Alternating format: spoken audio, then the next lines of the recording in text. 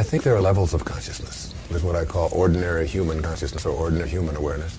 And there's something that in the East is called Siddhi consciousness or Christ consciousness in the West.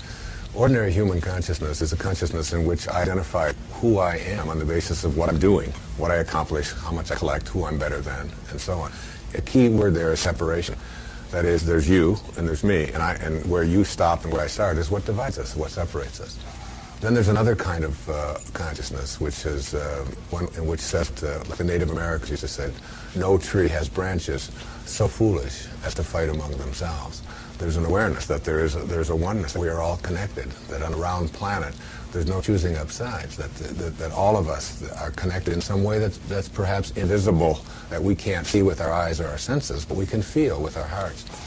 And when your truth, I don't mean your truth about what you write down, but I mean your truth about what you live, is something that goes beyond your own personality and your own physicalness, you reach this level of Siddhi consciousness.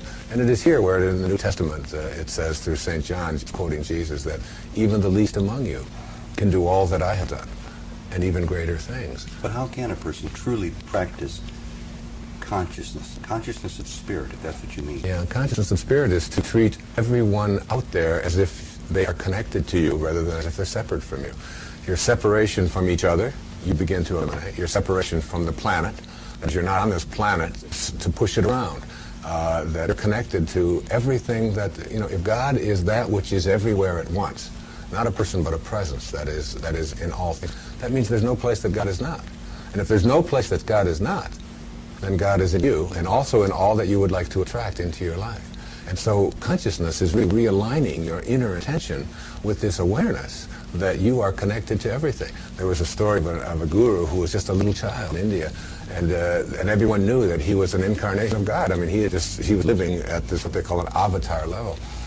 And the people said to him, they were trying to trick him, and one of the people in the tribe said, I'll give you an orange if you can tell me where God is. And he said, I'll give you 2 oranges if you can tell me where God is not.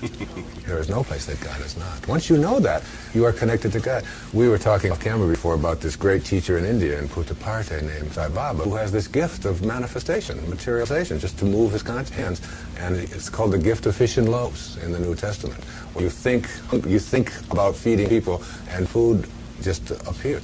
And he had in 1986, he had his 60th birthday, and 1,100,000 people came from all over the planet to see this holy man who had this great gift of higher awareness and higher consciousness. And one of the reporters from one of the magazines thought that they would trap him.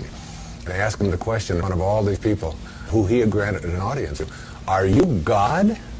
And Sai Baba looked at him and said, yes, I am. And so are you.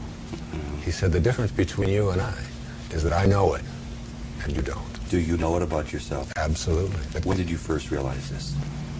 I don't know exactly when it was, but it was at a very low time in my life. Did it humble you or did it elevate you? It humbled me and then elevated me. You have to have that fall in order to raise yourself to a high level. Run the risk, do you think in your mind, of arrogance with anybody watching such an outlandish statement, or do you know in your heart that those who have open ears and open eyes will see that you're coming from what you call your center of truth? Well, I think one of my teachers was Abraham Maslow. I was blessed to know him in lifetime. And he said in order to reach these higher levels of awareness, you have to be independent of the good opinion of other people. Mm-hmm. And if that's perceived as arrogance or ignorance, it's okay. I mean, I've been out in public, I've grown up in public over the last 25 or 30 years and been on all the different media shows and written about it and had reported on.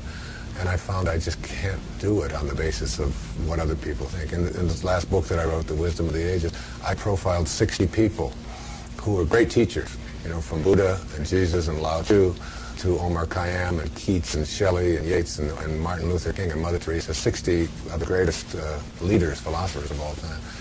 And one of the things about all of them is that they didn't do what they did on the basis of what other people out there might think.